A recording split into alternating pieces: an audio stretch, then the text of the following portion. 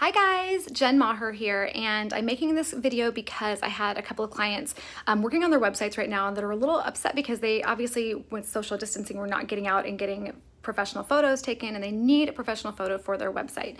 So I have been encouraging people, you can absolutely take some great photos using your smartphone. So there are a few little tips that I can give you. First of all, you should probably kind of do something with yourself. I did not know that I was gonna be taking this video this morning, so I'm like in full workout clothes and obviously just kind of threw my hair together and some makeup. So first thing first, make sure that you kind of spend some time on all of this. Second thing is to think about where you're going to have your picture taken at. So looking at your backgrounds around you, I have quite a few different backgrounds that I can choose from within my office, but you have to think about your background and also the lighting. So just kind of walk around with your phone and take a peek, see what things you like.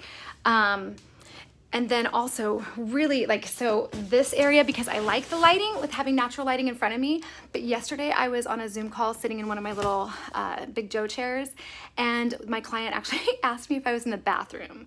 So you're gonna wanna make sure that you take into account that, the background, and then also what that lighting would be like. So I like my background here. I like being able to see my Nerdville, especially if I was to go, more horizontal versus vertical. But the lighting might not be the best because I'm a big fan of using natural light. So here's my window right here.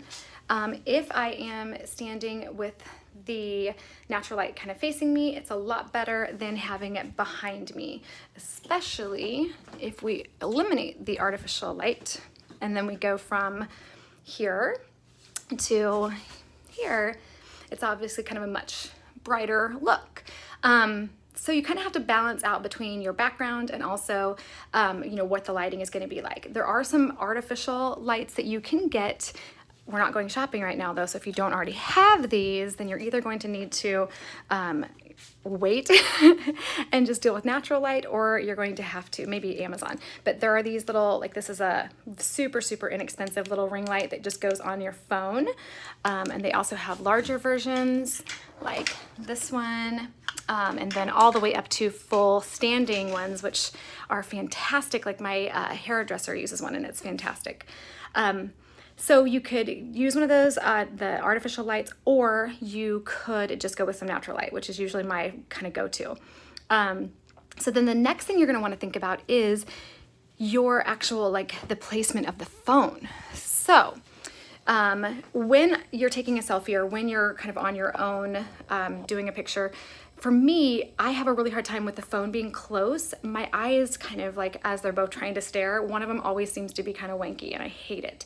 So not only that, but also you can see if I am placing the phone way up high, now all of a sudden I look like a 6th grade girl on Instagram. But if I kind of have it here, I now have all of these ceiling tiles above me, and that's not great for the background. But I also don't want to be down here because look at all of this stuff. So kind of trying to find a placement that's a pretty good angle, but I highly recommend using your timer, because then you can set the phone back, get to a place where you like it. You'll probably, obviously in this situation, I set it on a window ledge. I'd probably want to raise it up higher so that you're not seeing the tiles and so that I'm not looking down. But then you can just set the timer and walk away and do whatever you like for the picture, and then just crop it if you'd like to later. So I highly recommend using the timer. If you don't know where your phone's timer feature is, a quick Google search will help you find that pretty easily. So those are kind of my hints.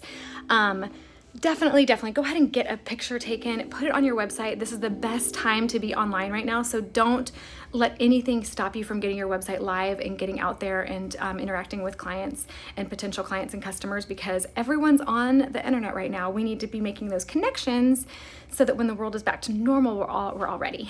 So get your picture taken, take a few of them. When you actually upload them to Squarespace, there are some fantastic editors within Squarespace. So if you just have to simply hit the image editor or maybe the pencil, depending on how you're putting that image in, and you can add different filters, you can change the saturation and things like that. So really kind of customize that image for you. But those are my tips. get your picture taken, get it on your website. Let's get those websites live, get some traffic out there, and everyone take care of yours and you and yours, I guess, and be safe, and we'll talk to you soon.